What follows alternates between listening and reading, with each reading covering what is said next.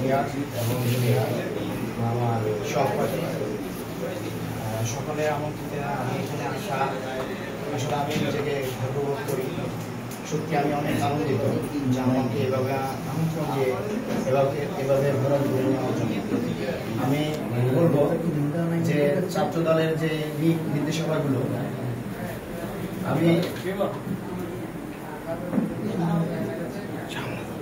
নোয়াখালী যখন রাজনীতির সাথে জড়িত হই, আমার আগে পিছিয়ে ব্যাকআপ দেওয়ার মতো কেউ ছিল না। আমি যখন এখান থেকে চলে যাই লক্ষ্মীপুরে ভর্তি হই, তখন আমি একটা মানুষকে দেখি ক্লাস 5-এ যখন আমি পড়ি, শহীদুদ্দিন চৌধুরী আনি ভাই।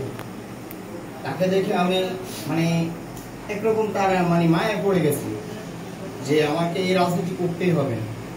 আমি ওখান থেকে আমার রাজনীতি শুরু,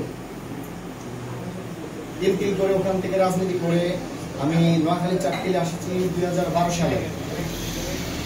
আমি 2012 সালে রাজনীতি করছি এবং কাজল ভাই আরো অনেক ভাইটাই সবার সাথে আমার সম্পর্ক ছিল। কিন্তু আমি এটা বলবো যে দুর্দিনে আন্দোলনে সংগ্রামে সবসময় রাজপথে আমি অ্যাক্টিভ ছিলাম। কিন্তু এই যে বড় ভাই নাসির ভাই আমাদের সিনিয়র মুরব্বী ওনারা বললো আসলে এটা আমাদের নিজেদের ব্যক্তিগত গাফিলতা। যেমন চাকরি কি পারতো না উপজেলা যারা সভাপতি ছিল বা সেক্রেটারি ছিল, তারা কি পারতো না দুটা ছাত্র নেতা গড়ে দেওয়ার জন্য? তারা নিজেদের সবসময় স্বার্থ হচ্ছে, তারা কখনো চায় নাই যে একটা ছাত্র নেতা উঠে আসুক। ওরা বারবার চাইছে যে আমি নেতৃত্ব দেব।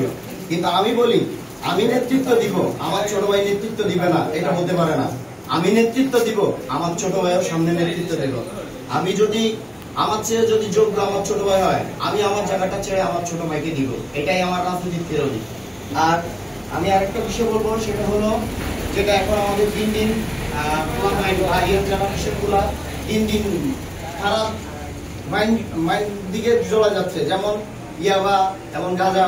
আমি মনে করব এগুলা থেকে সবাইকে বিরত থাকার জন্য এবং শিক্ষা ক্ষেত্রে সবাই জন্য এবং শিক্ষাক্ষেত্রে বই খাতা কলম এবং খেলাধুলার জন্য থাকবে ফুটবল, মাদক না, আমরা মাদককে না বলি। আর আমি সর্বোচ্চ এটাই বলবো যে আমাদের এখানে নোয়াখোলা বা 5 নম্বর ওয়ার্ড, এখানে নাসির ভাই আছে বা আমাদের সিনিয়র আছে। আমি মনে করি গ্রুপের সৃষ্টি না করে রাজনীতি, কিন্তু ছাত্রলীগে যে কাণ্ডগুলো করে গেছে ছাত্রদল কিন্তু এগুলো করে না। স্কুলে ঢুইকা তারা কিন্তু সবসময় পোলা ব্যান্ডে ভাই করে নিয়ে আসতো যারা ক্লাস চলাকালীন। কিন্তু এখন বিএনপি এখনো ক্ষমতা আসে নাই, কিন্তু ছাত্রদল কি কখনো কেউ বলতে পারবে স্কুলে ঢুইকা স্কুল চলাকালীন কোন ছাত্রের প্রোগ্রামে নিয়ে গেছে? বলতে পারবেন? ছাত্রদল আর ছাত্রলীগের মধ্যে তফাৎ আছে। ছাত্রদলের বৈশিষ্ট্য আছে কিন্তু ছাত্রলীগের বৈশিষ্ট্য না। বিষয়টা হলো এমন, আমরা এমন কোনো কাজ করব না যেটাতে আমাদের বিরুদ্ধে অভিযোগ আসে বা আমাদের সিনিয়রদেরকে কেউ কথা বলতে পারে। আমি মনে করবো এখানে নাসির ভাই আছে বা আমাদের বড় ভাই আছে, তোমাদের যদি কোনো বিশেষ কোনো প্রয়োজন হয় তাদের কাছে জানাবো। অবশ্যই তোমরা তোমাদের রিকোয়েস্টগুলো তারা রাখবে। এবং মনে করো যারা ওয়ার্ডে আসো, যারা ওয়ার্ডে কলেজে অনেকেই তো আসতে পারো নাই কমিটিতে, সবাই তো আর নেতা হতে পারে না। নেতা তো হয় একজন। বা আমি নেতৃত্ব দিব এটা আমিও ভাবি না, কারণ নেতৃত্ব আল্লাহর দান। কে কখন নেতৃত্ব দিবে সেটা সৃষ্টিকর্তাই ঠিক করবে। আমি যদি বলি হ্যাঁ আমি চাকরি দেবো, আমি আগামী দিনে নেতৃত্ব দিব, ভুল। কারণ সৃষ্টিকর্তা যদি আমাকে না চায়, আমি একবার বলে লাভ আছে?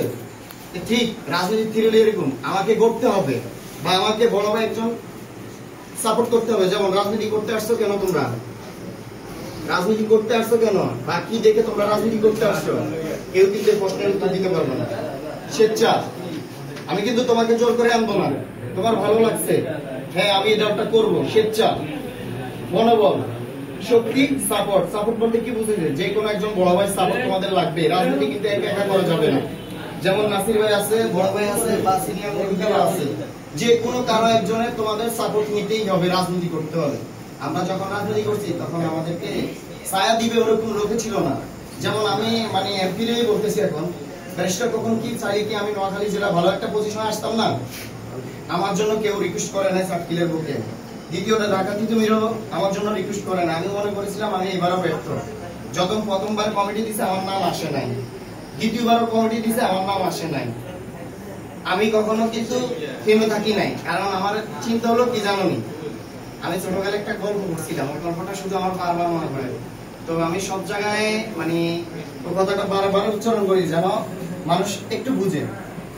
বাঘ কিন্তু জঙ্গলে শিকার ধরার জন্য এক পা যদি পিছিয়ে নিতে পারে, আমি কেন আমার পিছিয়ে পড়া পাকে সামনে নিতে পারবো না? রাজনীতিতে আমি পিছিয়ে পড়েছি, আমার বড় ভাই আমার ওই গ্যাপটা পূরণ করবে, এটা আমার দায়িত্ব না, এটা বড় ভাইয়ের দায়িত্ব। যে আমার ছোট ভাই আমার সাথে দুর্দিনে ছিল, এখন কেন নাই, আমি এই ছোট ভাইকে গুছিয়ে আনবো, ভাই ছোট ভাইকে বুঝাবো রাজনীতির জন্য। কিন্তু আরেকটা জিনিস হলো, আমি তোমাদেরকে শিক্ষা ক্ষেত্রে আরেকটা বিষয় হলো, তোমাদের পড়ালেখা মানে তোমাদের পড়ালেখা যখন থাকবে তোমরা পড়ালেখা করবা, বা তোমাদের পড়ালেখা গ্যাপ দিয়ে তোমরা কখনো রাজনীতি মাঠে আসবে না। তোমাদের যখন কাজ থাকবে না তখন ভাই ডাক দিলে, হ্যাঁ ভাই আমি আসতেছি, আপনাদের সাথে দেখা করব। আমি কিন্তু যেমন তামিম আমার কাছে একটা রিকোয়েস্ট করছিল, আসলে এই কথাটা না বললে নয়, ভাইয়া আমরা তো রাজনীতি করছি, এখন আমাদেরকে তো মূল্যায়ন করা হয় না। আমি বলছি মূল্যায়ন করবে না কেন, তোমার সিভি বা কে কে আছে বলছি তোমার বন্ধুদের সিভি দাও। আমি কিন্তু হেরে কথাই দিয়েছি, কথা দিছি যে তোমাদের সর্বোচ্চ জায়গায় রাখার জন্য আমি চেষ্টা করব। ঠিক ওর 7টা না 8টা বন্ধুর লিস্ট আমার কাছে দিছে, আমি যত মানে নিজের চেষ্টায় আমি তাদেরকে এখানে আনতে আমি বাধ্য হয়েছি। তা আমি চিন্তা করি এটাই আমাদের প্রতিটা বড় ভাই, যেমন নাসির এখন ছাত্র দলের নেতৃত্ব দিচ্ছে, বা আগামী দিনে ছাত্রীল উপজেলায় ভালো একটা নেতৃত্ব দিবে, এরকম একটা গুণ তার ভিতরে আছে। আমি মনে করি এখান থেকে তোমাদের ভিতরে কি মানে একজন কি নাই যে নেতৃত্ব দিবে আগামী দিনে? নাসির ভাই পরে কিন্তু আমি কিন্তু আর কাউরে দেখতেছি না, নেতৃত্ব দেওয়ার জন্য কিন্তু আরেকজন উঠে আসতে হবে, একজন কিন্তু নেতৃত্ব দিতে পারবে না, নেতৃত্ব দিন শেষ আরেকজন উঠে আসতে হবে, একজনকে গড়াই নিতে হবে। সবচাইতে হলো বিশ্বাস, বিশ্বাস তো একজন কর্মী বা একজন ছোট ভাই সবসময় থাকা দরকার, যেটা আমাদের মধ্যে নাই, এটা আমাদের করে নিতে হবে। একতাই শক্তি, একতাই বল, আমরা জাতীয়তাবাদী ছাত্র দল, আমাদের এই জিনিসগুলো মানে সবসময় খেয়াল রাখতে হবে। যেমন আমি কিন্তু একা যদি হাঁটি ছাত্রদল হিসাবে, যেমন আমার বিপক্ষে আছে না, আমার শিবির আছে না, এখন কিন্তু তারা কিন্তু আমরা কিন্তু তাদেরকে কিন্তু সবসময় তারা আমাদের পাশে ছিল, বা আমাদের জন্য তারা আন্দোলন সংগ্রাম একসাথে করছিল।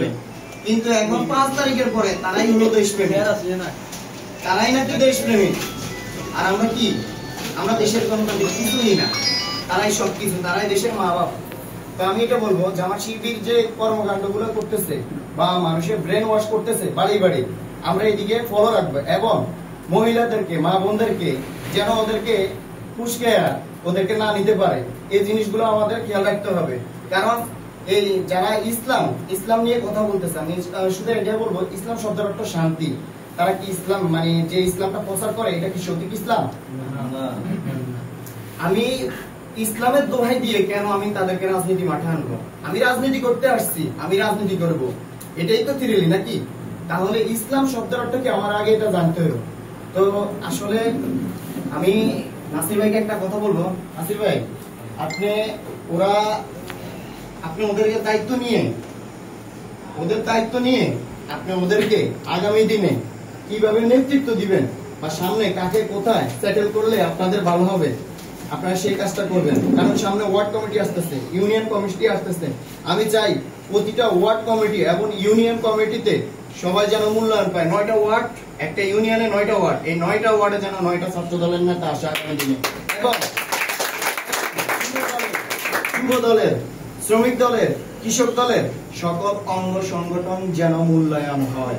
আমি শুধু এটা না, আমার কথা হলো আমি নেতৃত্ব দিব, আমি বারবার নেতা হব, আমার ছোট ভাইরা নেতা হবে না, এটা তো হতে পারে না। আমি চলে যাওয়ার পরে আমার ছোট ভাই তো আমার জায়গায় আসতে হবে। আমি যদি আমার ছোট ভাইকে পথ না দেখাই, পথটা দেখা দেখি, রাজনীতি আমাকে করতে হলে আমাকে একজনকে মেনটেন করতেই হবে। তো বিশেষ করে আমি বলতেছি, তোমাদের যদি খেলার বিষয়ে কোনো কিছু প্রয়োজন হয় অবশ্যই আমাকে জানাবা।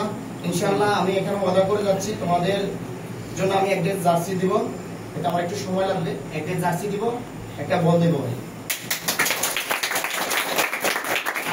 কিন্তু পড়ালেখা করতে হবে অবশ্যই, এবং যে কোনো একজন, মনে করো নাসির ভাইকে যদি ভালো না লাগে, ভাইকে যদি ভালো লাগে, যে কোনো একজন, সবাই তো মনে করো আমি ব্যক্তি, আমাকে তো আর সবার ভালো লাগবে না, যাকে তোমাদের ভালো লাগবে তোমরা তাকেই সাপোর্ট করবে, তার নির্দেশনাগুলো তোমরা স্মরণ করবা। রাজনীতি আসলে আমি বিগত ওই যে নাসির ভাই বলছিল সার্কেলের কমিটি নাই, আমাদের শুধু সার্কেলে না, নোয়াখালী কমিটি হবে হবে বলে